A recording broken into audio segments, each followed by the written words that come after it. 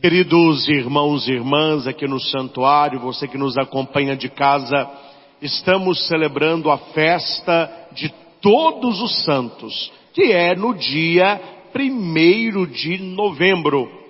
Para questões litúrgicas, para que mais pessoas participem, a igreja desloca a festa para o domingo seguinte ao dia 1º, que é hoje.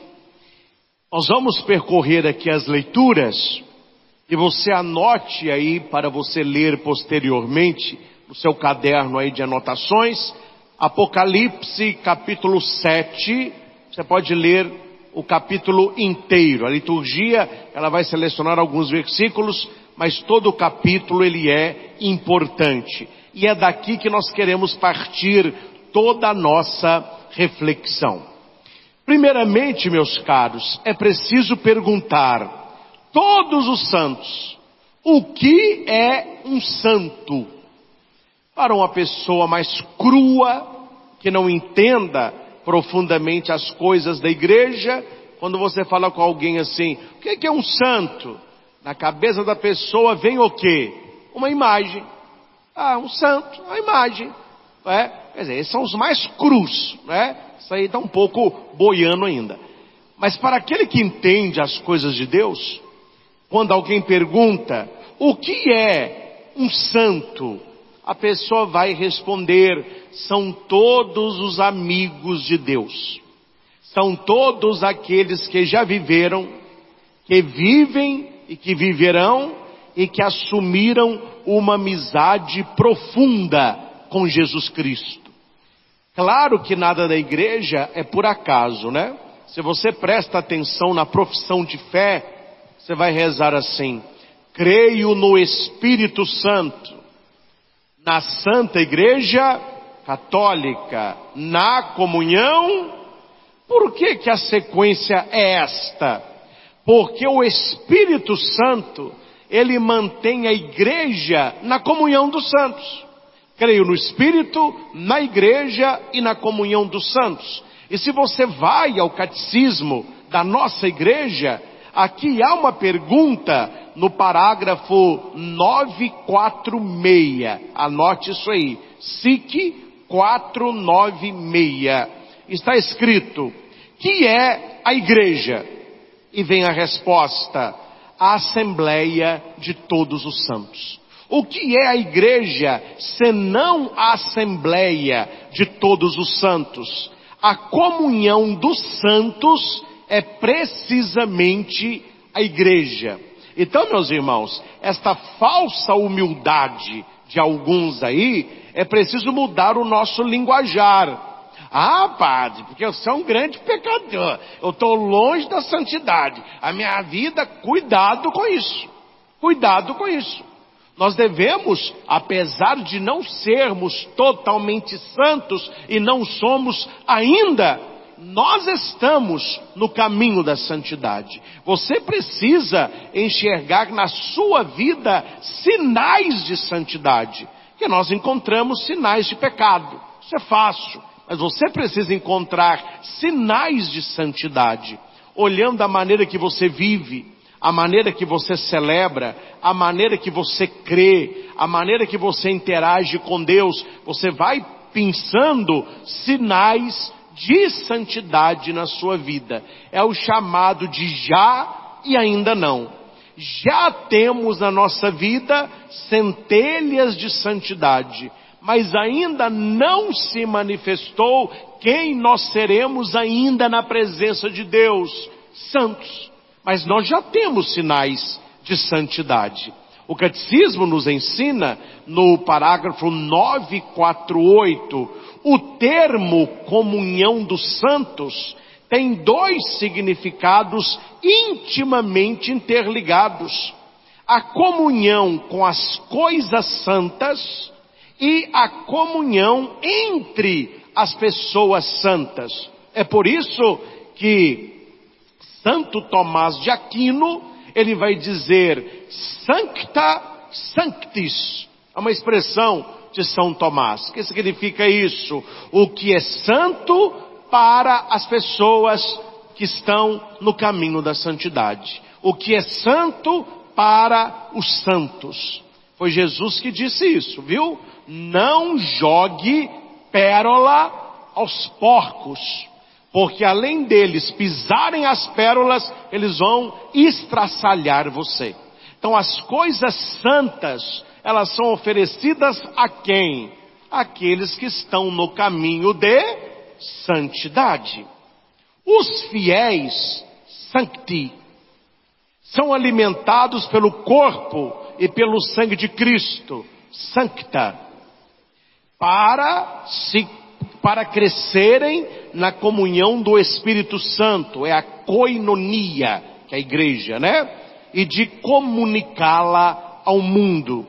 Deus nos dá coisas santas, para que uma vez santificados por estas coisas, nós podemos e possamos testemunhar a santidade no mundo. Você vem à missa para quê? Você quer ser santo. Você lê o evangelho do dia para quê? Para você entrar em contato com a mensagem de santidade. Você é abençoado em toda missa para quê? Para ser mais santo. A gente ouve a palavra e reflete para quê? Para conhecer o caminho de santidade. E a igreja está no mundo exatamente para isso. Para fortalecer a nossa santidade. Para alimentar a nossa santidade. Há uma frase de um cardeal belga, que eu não vou lembrar o nome dele, mas a frase é muito simples, mas profunda. Ele vai dizer assim: quer encher a barriga, entre no restaurante ou no supermercado. Quer encher o teu espírito, entre na igreja. Ou seja, você quer encher a pança? Coma. Você quer encher o espírito? Coma. Agora, qual a comida? Não é apenas a comida no prato, é a comida dos santos. Aí São Tomás insiste, sancta sanctis, coisas santas para pessoas que estão na caminhada de santidade. Há uma comunhão entre nós e os santos, porque nós somos a igreja. Se há uma comunhão entre os que buscam a santidade, há uma comunhão entre os que buscam a perversão. Nós adoramos a Deus. Há pessoas que escolhem adorar o diabo. Só por aí eles já estão na idolatria, porque o diabo não é Deus, então aí já estão fora de contexto. Eles têm os meios deles e nós temos os nossos. Como que acontece esta comunhão com os santos? Agora você vai entender. Toda vez que a igreja fala comunhão com os santos, é comunhão com aqueles que já estão na glória e comunhão com as coisas santas. Com as coisas santas. E a igreja nos diz aqui, do 949 até o 957, a comunhão nos bens espirituais. Eu não vou aqui explicar um por um, mas vou citá-los, depois você curiosamente vá ao catecismo. Primeiro, a comunhão na fé. Nós que estamos aqui, somos todos católicos romanos. Então aqui há uma comunhão na fé. Nós cremos no mesmo Deus. Nós celebramos a mesma missa. É interessante, quem já foi, quando você sai do Brasil, você vai para um país longínquo, pode ser lá na Europa, pode ser lá na Ásia, lá na África. Se você vê uma igreja católica, você pode entrar e participar da missa. Você pode não entender a língua, mas o rito da missa, você sabe claramente aonde a missa está. E você vai fazer os gestos igual a eles, vai ficar em pé, vai sentar, vai ajoelhar, vai comungar. Você não está entendendo, mas você sai daquela missa, que bonito. Como que Deus me abençoou? E não foi entendível, mas foi recebido na comunhão da fé. Existe a comunhão nos sacramentos. Os sacramentos que nós recebemos é o mesmo sacramento. Quem já foi batizado? Todos nós. Um só batismo. O sacramento da penitência é um só sacramento da reconciliação. A comunhão que nós recebemos na missa, ela é a mesma para você, para mim, para o bispo, para o papa. Não há comunhão diferente. São os mesmos sacramentos. Porque há uma comunhão em torno da parte sacramental da igreja. Existe a comunhão dos carismas. Eu tenho e você tem carismas, que são sinais do Espírito Santo para a santificação do corpo. Nós temos dons, nós temos talentos. Mas qual que é o problema do mundo de hoje, né? Você está olhando só o carisma do outro, só o dom do outro. Aí você é o patinho feio.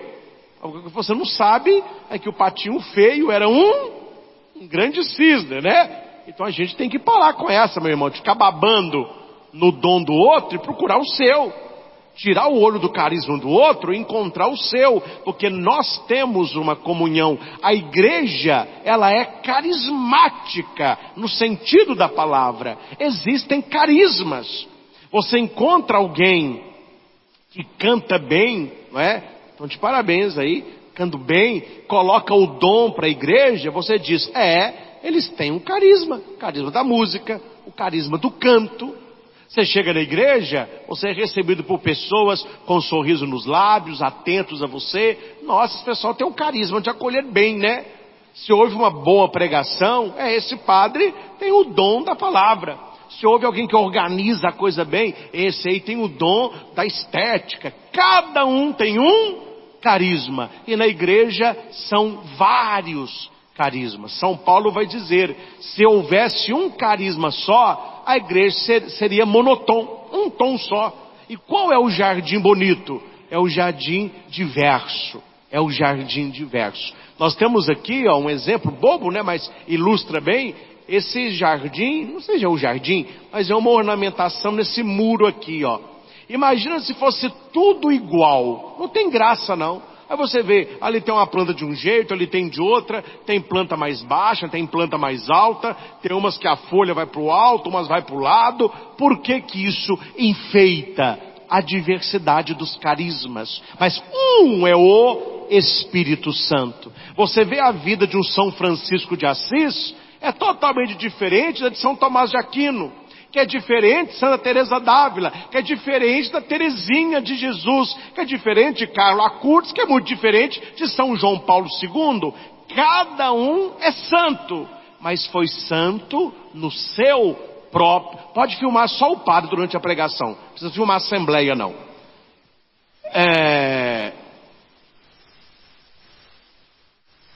Cada um tem o seu próprio carisma. Mas este carisma é que faz a santidade da igreja.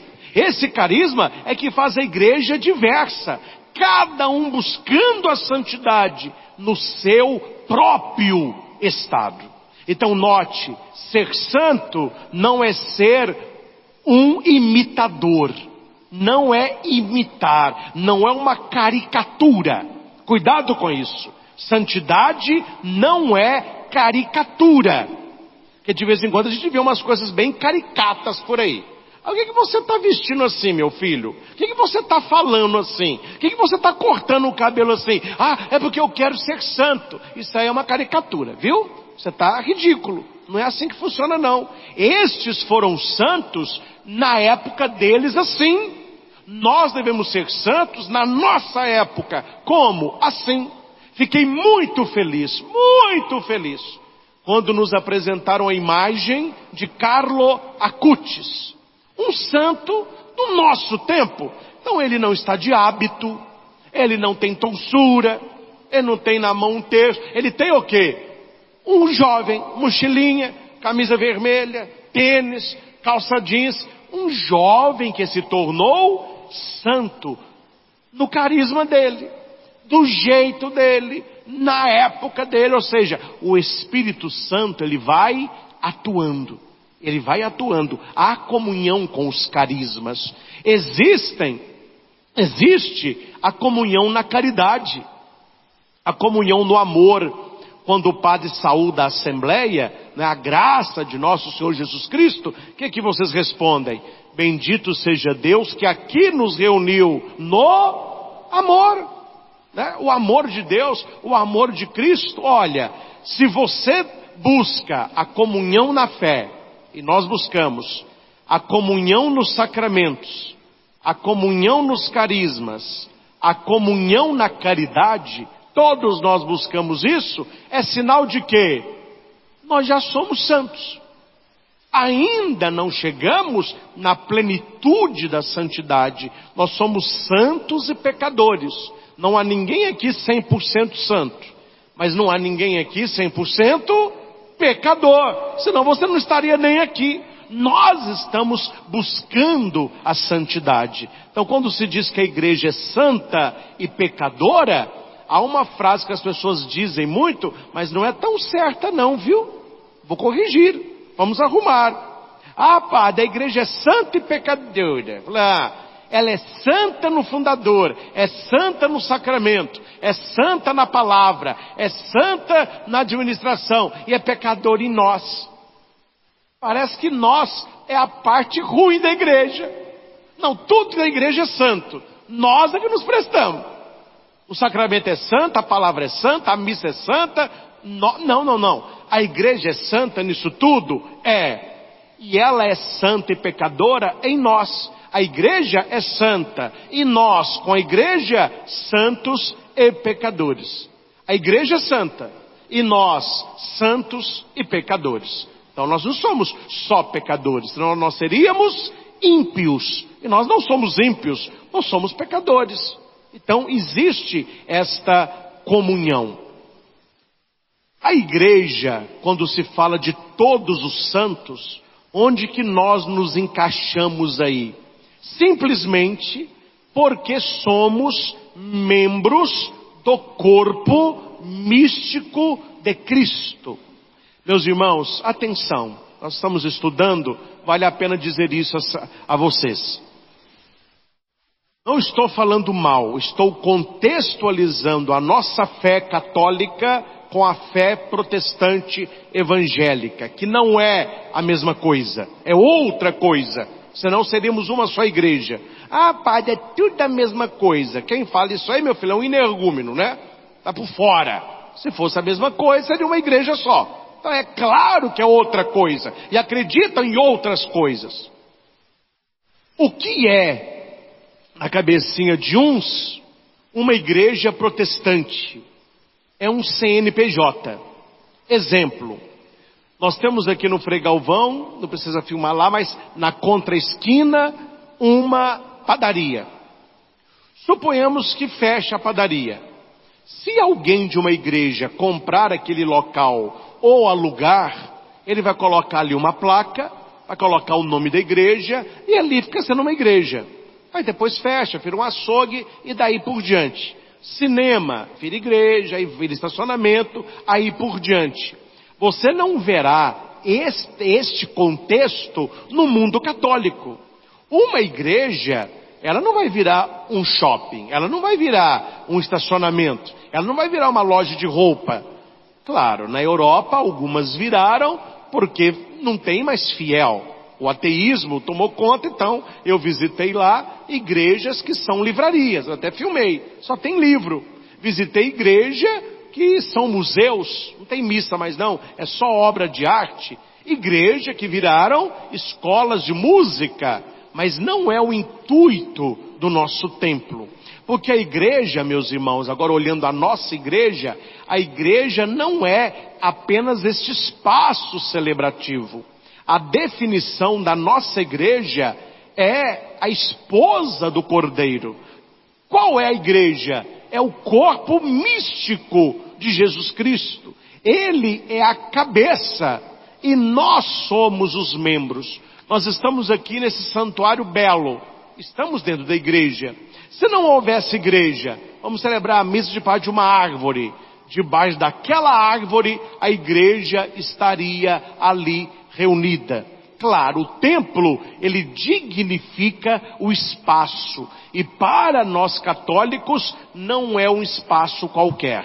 Não são apenas paredes. É um lugar de culto, onde tudo envolve culto, não é? Tanto é que os vasos sagrados são abençoados.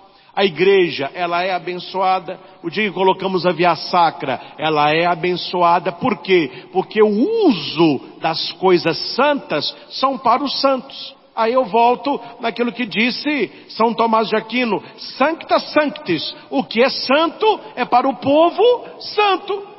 Por isso que nós temos que entender que igreja não é apenas esta construção, mas você é a igreja. Eu sou igreja, e nós nos reunimos como igreja para que Deus, que é santo, santo, santo, possa nos santificar. Então esta comunhão que nós temos entre nós, atenção aqui, como você é membro da igreja, e como a igreja é corpo místico de Cristo, a nossa comunhão não é apenas entre nós. Ela é entre os santos e as almas do purgatório, porque é a mesma igreja. Estão me entendendo, sim ou não?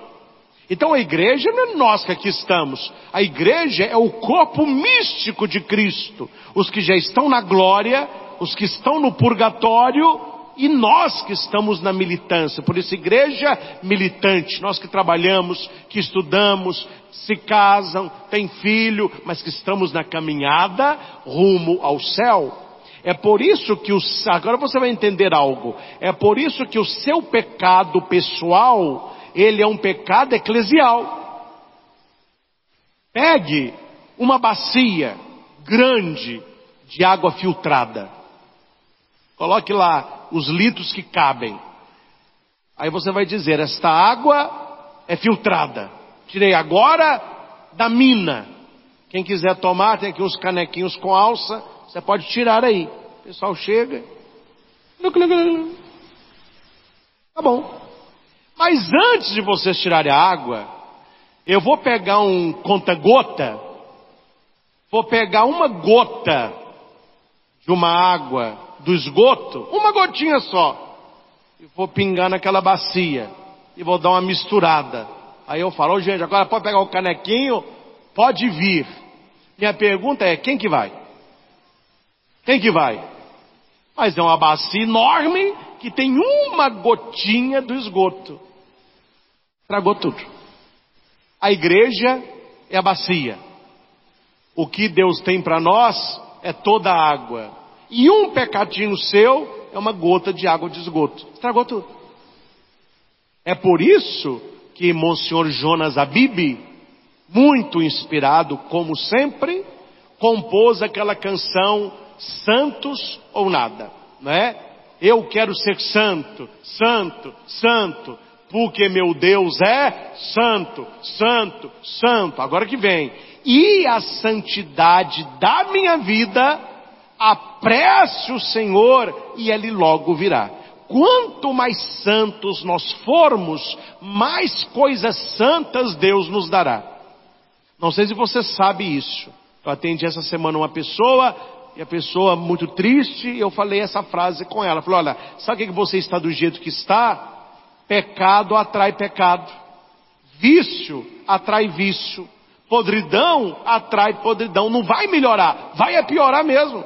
Você começa com esse vício, para sustentar esse, você tem que ter mais 2, para sustentar os 2, tem 4, aí você só vai piorando.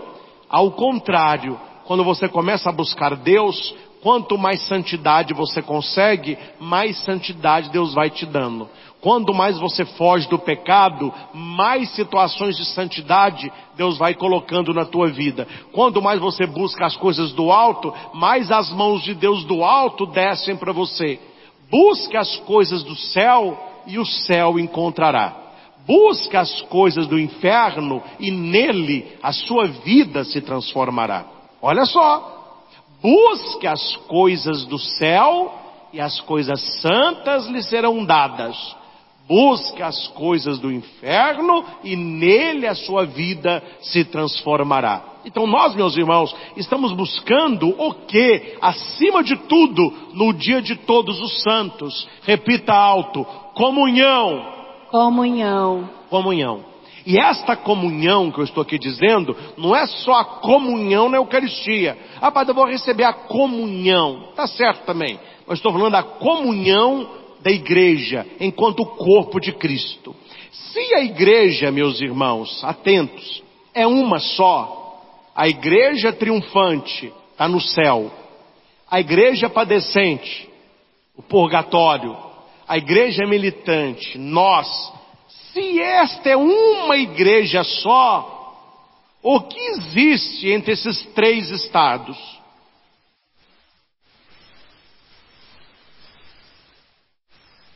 Gente, comunhão. Se a igreja é uma só, o que existe entre os três estados? Comunhão. É por isso aí, na cabecinha do protestante não entrou ainda não. Porque para eles, igreja é CNPJ. Mas nós que entendemos que a igreja é o corpo de Cristo, se há comunhão entre o corpo, nós podemos rezar pelos santos, e eles, como igreja, intercedem por nós. Aí veio o bonitinho de Lutero e disse o quê? Não existe também purgatório. Por quê? Porque não acreditam que a igreja é uma só. Então, se os santos não intercedem por nós, é melhor negar o purgatório, porque a nossa oração não vai chegar para quem está lá. Então, vamos viver só aqui e agora, e deixa o resto para Deus. Não. Nós, católicos, temos uma teologia profunda de 2000 anos, onde nós entendemos que a igreja é uma só, em 3 estágios. Os santos intercedem por nós, as almas do purgatório rezam por nós, para que nós possamos rezar por elas, para que elas alcancem a glória eterna. Para que um dia que nós estivermos lá, alguém reze por nós, para que estejamos também na glória eterna. É um movimento que vai terminar quando? Quando Jesus voltar. Até lá, existe esta comunhão entre a igreja. Por isso que toda missa, eu já ensinei, mas talvez nem todos estavam, você de casa também, né? Toda missa que você participa, é bom você rezar pelas almas dos seus antepassados falecidos. Porque muitos podem estar no purgatório, e como que eles vão sair dali? Pela sua oração, né? Em sufrágio, aqueles que ali estão. Quando você comungar, na hora que você receber a hóstia consagrada, esta comunhão hoje eu ofereço pela minha avó. Se a minha vovó estiver no céu, que ela continue intercedendo por mim. Se ela estiver no purgatório, que seja para o seu sufrágio. Olha que bonito, a igreja militante rezando pela igreja padecente. A igreja triunfante rezando pela igreja militante. É uma igreja só. É uma igreja só. É uma igreja só. E o que nós temos que ter entre uma igreja só? Comunhão. E eu não sei se você presta atenção na missa. Tem gente que fica voando, né? Mas quem presta atenção na missa, você vê que o tempo todo nós estamos lidando com o sobrenatural. Você não vê, mas tem muita coisa aqui na igreja que você nem imagina que tenha. Os grandes místicos, eles já viram na missa a presença dos anjos, a presença de santo, a presença de Nossa Senhora, de São Miguel Arcanjo. Mas está tudo isso aqui? Está tudo isso aqui. Mas o padre fala inúmeras vezes que está. E você, como não presta atenção, repete e não vê que está. Confessemos os nossos pecados. Confesso a Deus Todo-Poderoso e a vós, irmãos e irmãs, que pequei muitas vezes por minha da grande culpa, e peço a vós, irmãos e irmãs, à Virgem Maria, aos anjos e santos, porque eles estão aqui, eles rogam por você. Na oração eucarística, que é o momento mais belo da celebração, Santa Catarina diz que quando a igreja reza ao santo, ou canta ao santo, é nesta hora que os anjos descem, e preparam o quê? O momento da consagração. Quem já viu os grandes místicos, fala que é o momento mais sagrado. Enche de santos em volta do altar. Por quê? Porque o padre diz, junto com os anjos e santos, digamos a uma só voz. Eles que estão rezando primeiro, Kadosh, Kadosh, Kadosh é santo, né? Aí o templo treme. E nós, com os santos e com os anjos, a gente também diz, santo, santo, santo. É o Senhor. Então o povo vai aprender devagarinho, eu vou ensinando aqui, não é aquele santo do derrotado, não. Como que é o santo derrotado? Santo, santo, santo. Eu estou vendo, está bem santo esse seu Deus aí, né? Não, é como um exército. Santo, santo, santo, Senhor Deus do universo. O céu, olha que beleza, o céu e a terra proclamam a vossa glória. O Senhor é glorioso, é grandioso. Hosana nas alturas. Bendito o que vem na Eucaristia. Em nome do Senhor. Hosana. Ali os santos estão todos, ó. Então, entendeu? Por que que isso acontece? Porque a igreja é uma só.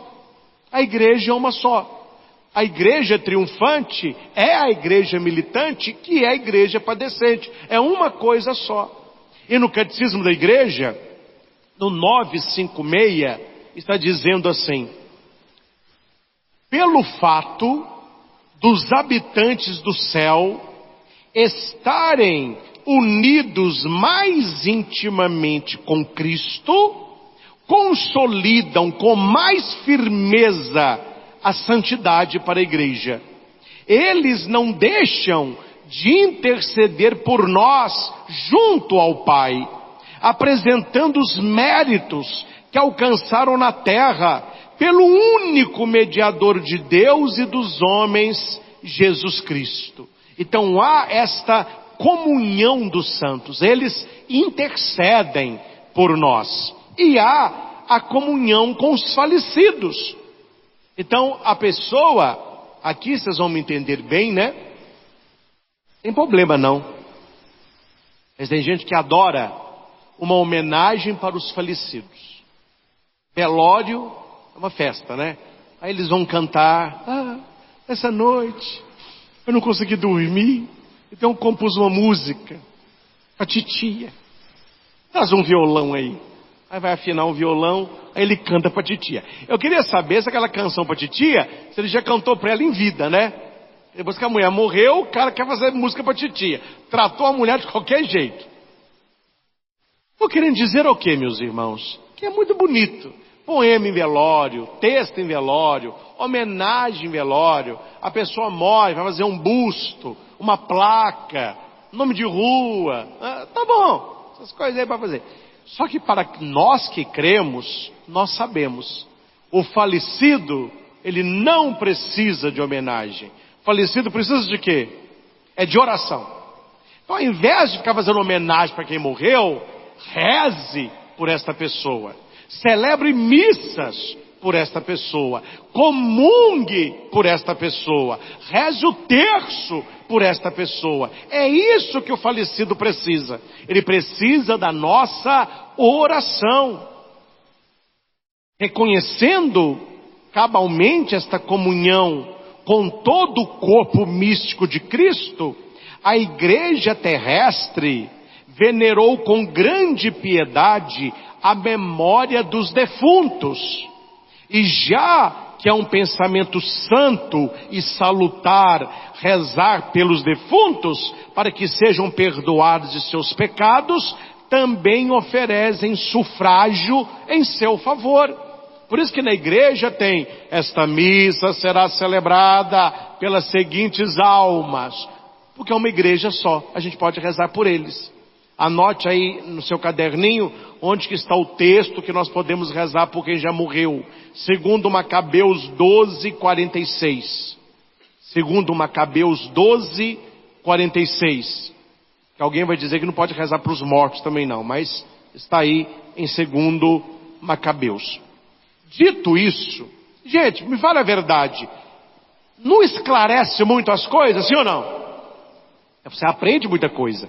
Ah, padre, interessante. Não sabia muita coisa que o senhor falou aí, não. Agora eu aprendi. Agora eu estou entendendo esse negócio aí da comunhão dos santos, da festa de todos os santos. Entendido isso, nós podemos ir para a primeira leitura. E é com ela que nós vamos ficar. Eu vou apenas tocar nas outras, mas entendendo o que eu já disse, você entendeu a missa inteira. Precisamos ir para o Apocalipse. Aqui eu estou no capítulo 7, com uma ideia na cabeça. João, quando ele escreve o Apocalipse, ele escreve de maneira enigmática. E ele vai colocar imagens, monstros, números, e nós temos que entender por que João usou esta linguagem. Para quem lê a Bíblia no pé da letra, quem é literal, a pessoa, acho que ela vai desanimar de lutar pelo céu, melhor ela cair no pecado mesmo. Porque se o céu, meus irmãos, couber só 144 mil, nós estamos lascados. Veja quantos já viveram antes de nós e quantos vão viver depois de nós. Para ter 144 mil cadeiras, me ajuda aí, né? Mas a leitura falou, ouvi então o número dos que tinham sido marcados, 144 mil. Tá bom, mas aí você vai na cultura de Apocalipse e pergunte para João que escreveu o que esse número quer dizer. Primeiramente, 1000 no Apocalipse significa totalidade. Quando você quer falar de um tempo total, 1000 anos. Tanto que hoje não fala mais isso, né?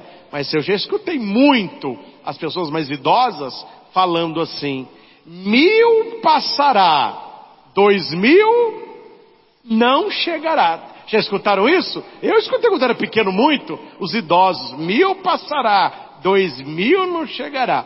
Aí o povo não reza, né? O povo não reza, o povo não estuda. Não sei se vocês lembram, na virada do ano 2000, falaram que o mundo ia acabar, e tem gente que falou: já que o mundo vai acabar, deixa eu fazer dessa madrugada a madrugada da loucura. Eu vou fazer todas as loucuras que eu quero. Teve gente que comprou que não podia pagar. Mas para que pagar? Vai acabar em 2000, né? Na virada. O povo fez miséria. Dia 1 eles acordaram. Aí veio dia 2, dia 3. Aí, meu filho, quem fez a miséria teve que limpar a sujeira, e quem comprou teve que pagar. Porque as pessoas colocavam na cabeça que o 1000 era um tempo fechado, e que se 1000 Deus deu, 2000 não daria. 1000 é totalidade. Guarde isso. 1000 é o tempo de Deus. Quando você quer falar muito, 1000, R$1.000, 1 milhão, né? Quantas eram as tribos de Israel? Eram 12. São 12 tribos de Israel. Mas a igreja de Cristo, ela não é uma igreja apenas do Antigo Testamento. Ela é a igreja apostólica. E Jesus, por causa das 12 tribos de Israel, ele escolheu 12 apóstolos. E aqui eu quero abrir um parênteses para dar mais um cutucão e descer a lenha, porque eu não posso deixar de falar. Saiu um estudo agora, a igreja, eu vou te contar. Então o pessoal na igreja que está dose, viu? Está dose. Não sei o que esse pessoal está na igreja ainda. Escreveram uma tese agora, que não são 12 discípulos. Que aquilo é só um número simbólico. Que era muito mais, tinha mulher, uma confusão danada. E que a igreja colocou 12 para imitar as 12 tribos de Israel, que também não eram 12. Ou seja, está levando um negócio para o caminho dos porcos, né? Porque se você vai na escritura, tem um nome das 12 tribos. E se você vai ao evangelho, tem um nome dos 12. E não é só nome não. Se você viajar mundo afora, você consegue encontrar o túmulo dos 12. 12 do Antigo Testamento. 12 do Novo Testamento. 12 tribos de Israel, 12 apóstolos. Deus, Ele sempre multiplica a sua graça. Então, toda a igreja, ela é multiplicada na santidade da própria revelação. Qual é o número? 12 vezes 12 vezes 1000. 12 vezes 12, 144. Vezes 1000, 144 mil. O que significa o número 144 mil? Toda a humanidade de Deus chamada à santidade. As 12 tribos de Israel e a igreja do Senhor Jesus no Novo Testamento. Então não é um número para você contar no dedo. É um número que simboliza uma totalidade. Aí você vai dizer, padre, sei lá, aí está 144 mil mesmo? Mas você continua lendo o texto. Continua lendo o texto. Primeiro vai dizer que é 144 mil. No versículo seguinte, depois disso, viu uma multidão imensa de todas as nações, tribos, povos e línguas, que ninguém podia contar. Ou seja, aqueles 144 mil iniciais, 12 do antigo, 12 do novo, vezes a misericórdia, vezes a totalidade, virou uma multidão que não tem como contar. Não é para você ficar contando no dedo, porque todos nós nascemos para a santidade. Eles estão de pé. Por que eles estão de pé? Por que eles não estão sentados? Por que eles não estão deitados? Porque o de pé é a postura do vencedor, é a postura da batalha, não é? Uma pessoa doente, ela não fica de pé, ela fica o quê? Deitada. Quando a pessoa ficou deitada há muito tempo, ela fica de pé a primeira vez, ela chora. Que alegria! Quantas semanas eu não fico de pé? Aí você segura de um lado, e a pessoa chorando, tremendo, de emoção, por estar de pé. Eles estavam de pé, diante do trono do Cordeiro. Quem é o Cordeiro de Deus? Jesus. Eles estão de pé, porque eles são inocentes. Trajavam vestes brancas. Por que a veste é branca? É símbolo da glória, símbolo da ressurreição. Traziam nas mãos palmas, é símbolo do martírio e símbolo da glória, da vitória. Quando você vê um santo, tem muito mais santa, segurando uma palma, ele foi martirizado.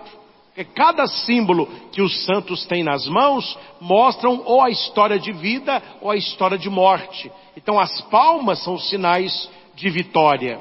E todos proclamavam, a salvação vem de Deus, etc. E adoravam a Deus e cantavam a glória do Senhor.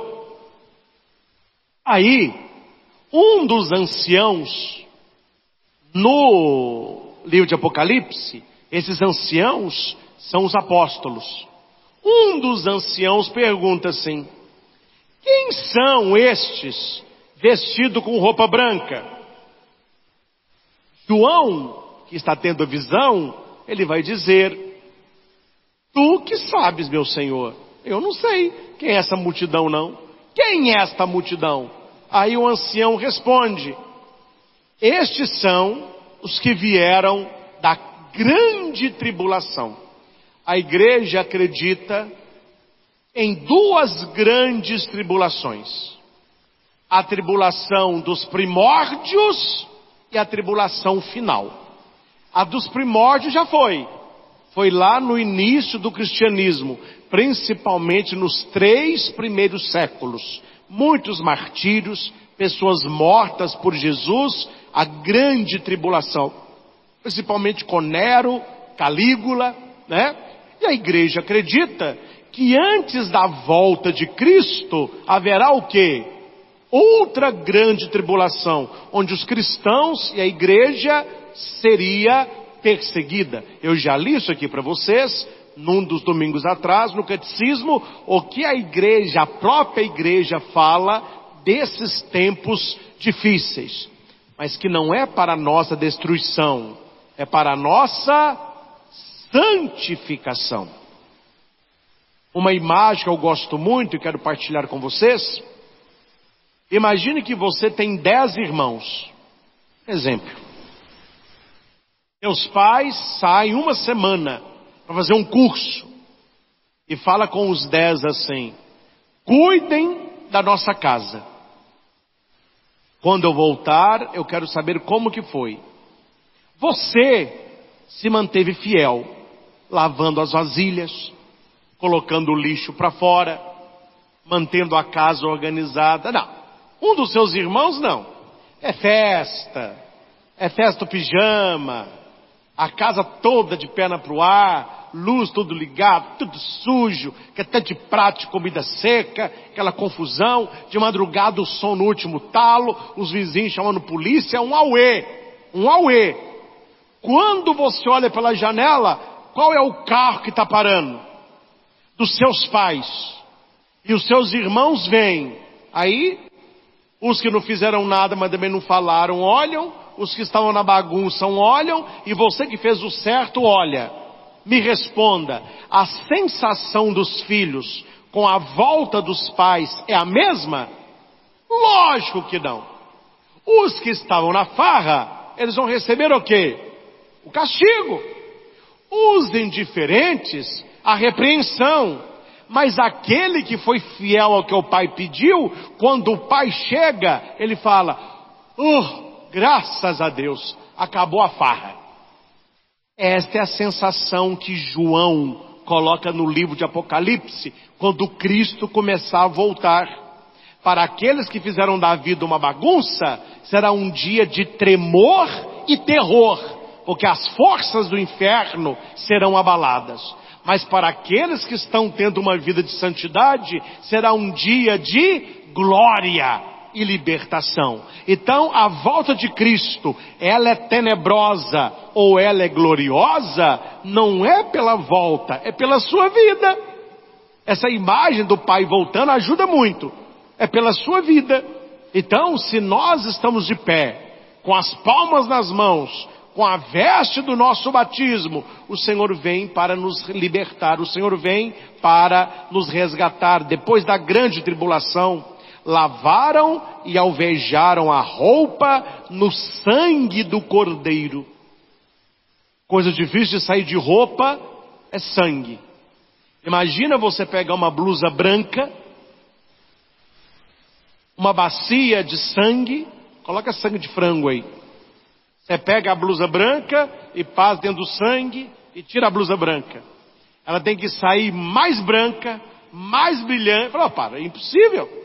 Se você pega uma blusa branca, uma gota de sangue na blusa branca, é o que mais destaca.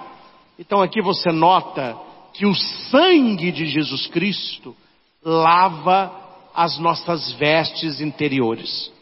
Se o nosso sangue, ele vai sujar a veste branca, o sangue de Cristo vai nos purificar.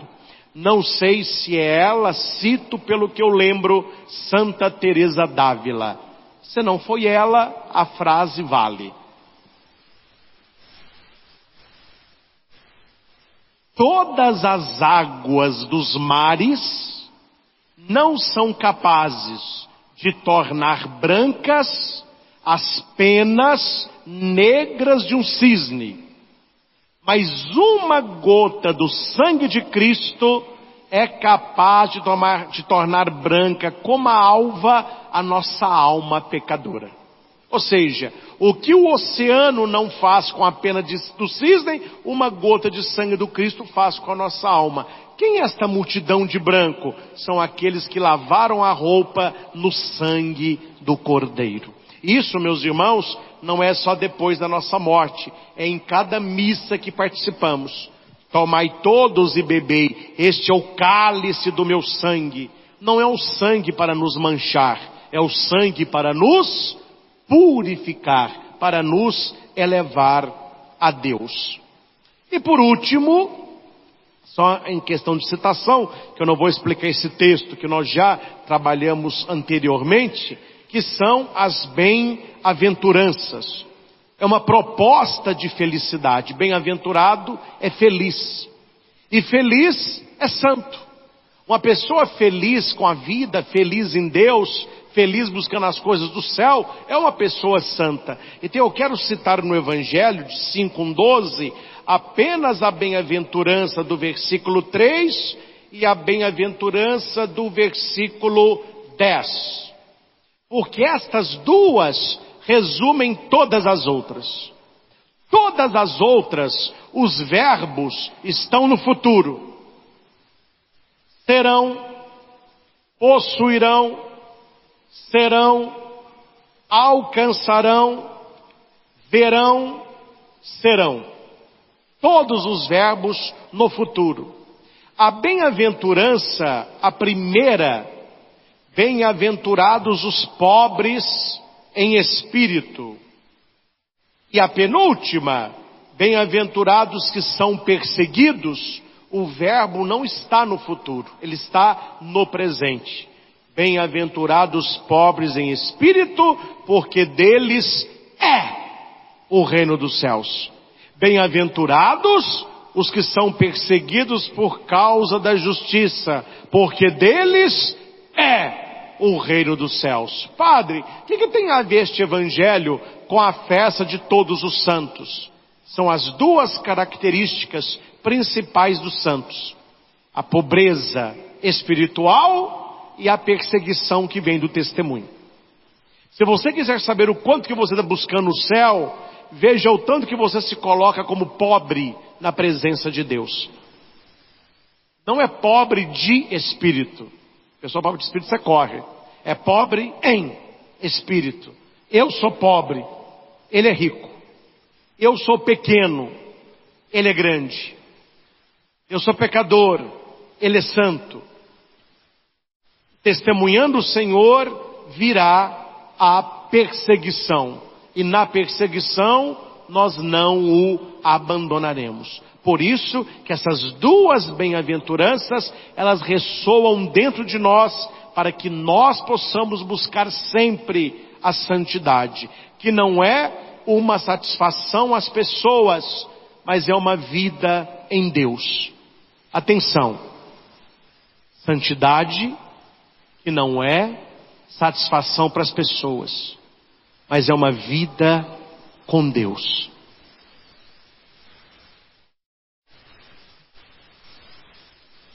Um lugar bem distante daqui, uma pessoa foi, após uma pregação, pedir que eu assinasse a Bíblia dela. Problema nenhum, foi assinar. Enquanto eu assinava a Bíblia, meu oi está na Bíblia, mas foi pro chão, né? Aí era um rapaz, não tem problema não, chinelo, estava participando do encontro, calorento, né?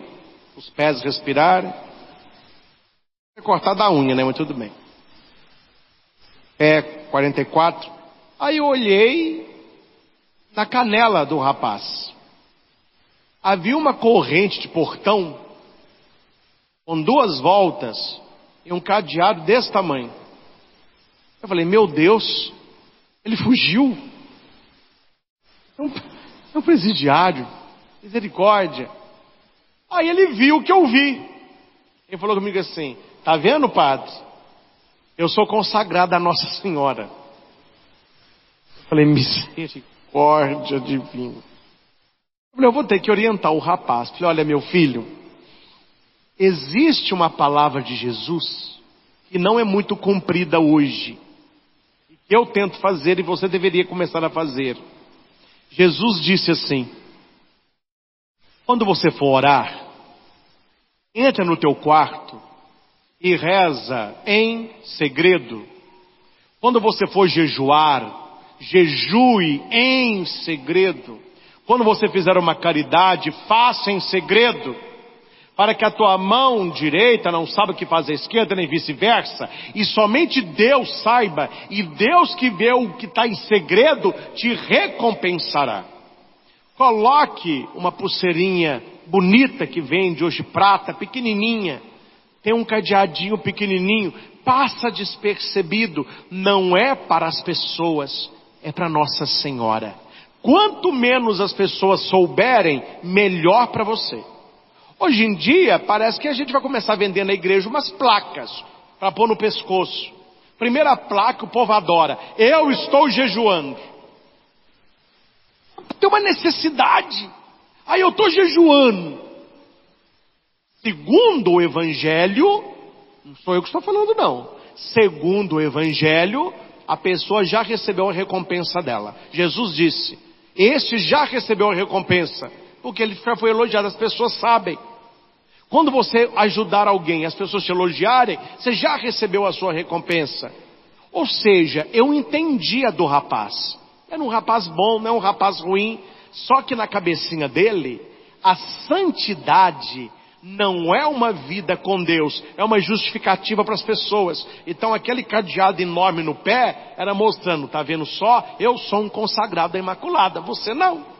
Eu carrego esse cadeado aqui para lembrar que eu sou da Virgem Santíssima. Não vou discutir os méritos dele. A minha pergunta é, isso é santidade? Isso é sinal de santidade? Ah, padre, o senhor vai me ver agora sim. Não tem mais batom, não tem mais condicionador, não me cuido mais, não tem mais perfume, porque agora eu estou buscando as coisas do céu. Minha filha, daqui a pouco você vai ficar agradando ao inferno mesmo, você vai lembrar, a coisa está feia, viu? Vocês estão entendendo o que eu estou dizendo, sim ou não? Santidade não são coisas exteriores. Não é para as pessoas. Esqueça as pessoas. O que as pessoas dizem ou deixam de dizer não fede, não cheira. O importante é o que Deus sabe. E aqui eu finalizo citando uma que viveu assim. Santa Teresinha do Menino Jesus. Padroeira das missões. E ela nunca saiu do Carmelo.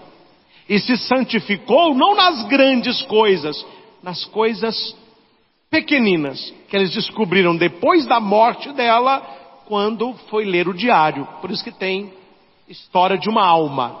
Aquelas coisinhas pequenas. Cuidado, meus irmãos, porque as pessoas estão colocando a santidade naquilo que não é santidade. É muito mais para aparecer. Me desculpe a franqueza. É muito mais uma necessidade de aparecer do que uma intimidade com Deus. Uma intimidade que não interessa para as pessoas, interessa para o Senhor. Ser santo é ser um amigo de Deus, é ser íntimo de Deus e testemunhá-lo com a nossa própria vida. Agora, como que você vai testemunhar a Cristo se você afasta as pessoas? Como que você vai testemunhar a Cristo se as pessoas olham para você e falam, meu Deus do céu, isso é que é ser santo? Ah não, estou fora. Estou fora. Então os lugares que nós frequentamos, ser sal, ser luz, lá na sua família, seja uma pessoa simpática, seja católico, não seja chatólico, seja uma presença que contagia, uma presença alegre, uma presença amiga de Deus. Aí você vai começar a mostrar um Deus que é santo, santo, santo e que tem um bom humor extraordinário. Então José Belvino dizia, quer saber um tanto como a pessoa está no caminho de santidade? Veja o quanto que ela é feliz. Uma pessoa feliz, ela está no caminho de santidade. Ela descobriu uma alegria em Deus. Ela se relaciona melhor com as pessoas. Tem gente que está num caminho de santidade, mas que transforma a vida dos outros em inferno. Como que você me explica? Como que uma pessoa que está num caminho de santidade transforma a vida do outro no inferno? Como que uma pessoa que está num caminho de santidade não tem uma maneira de se tratar e tratar? É difícil, meus irmãos, difícil. Então cuidado, não coloque a santidade como algo muito longe de você. Ela já está no seu coração e você tem que aperfeiçoá-la a cada dia. Coisas santas para pessoas santas. Nós não somos santos totalmente, mas já somos muito na presença do Senhor. E cuidemos das nossas atitudes, porque uma gota de água de esgoto estraga a bacia inteira. A igreja teria um pecado a menos se você não tivesse cometido um pecado a mais. Então aquilo que a gente faz não atinge apenas a minha vida, mas como membros do corpo de Cristo, atinge toda a igreja.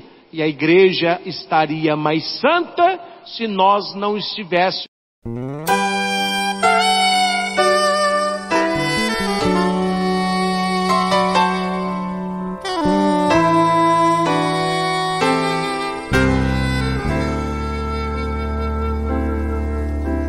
Deus consagrou um povo escolhido, o amou profundamente desde toda a eternidade, para ser sal e luz, gerar Cristo Jesus no seio da humanidade.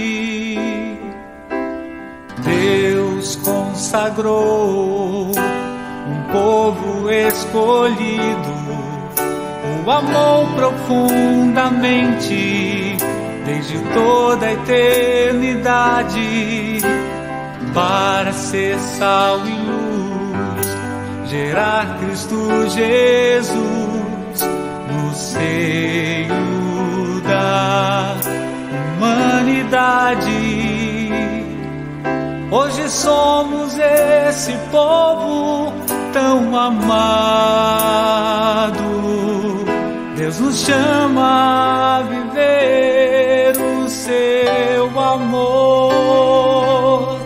Nos convida a todo instante sem cessar e pede a nós: sede santos,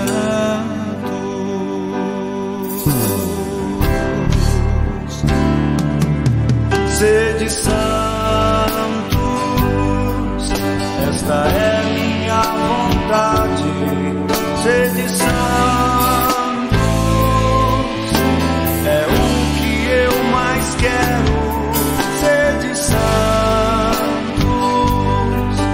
esta é minha vontade. Sede santos, é o que eu mais quero.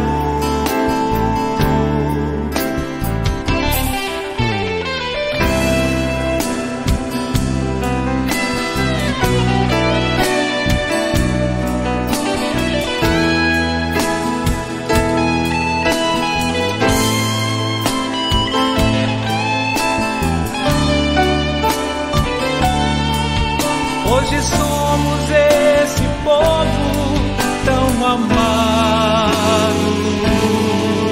Deus nos chama a viver o seu amor. Nos convida a todo instante sem cessar e pede a nós: